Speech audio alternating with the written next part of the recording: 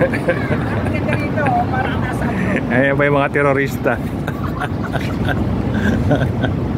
Eunice, bago na kami salta rito. Momo, no, tinan mo, dahil sa pagbili namin ng mga gamit, nakarating kami dito na hindi sinasadya. Walang kaplano-plano, nakarating kami dito. Pero at least okay lang, kasi last punta ko rito, ano na 2004. 2004, 4 years old pa lang si Eunice, no? Nagpa-poster making kami dito. Wala pang lahat ng mga building na yan, wala pa. Yan, puro building na. Yan, puro building na. Oh, nakandami isla, oh. Pwede ka daw magpakain dyan.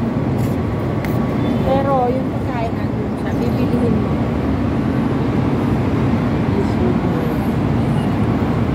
Kasi yan, no? Wala yan, wala lahat na yan. Ano, dito yung kay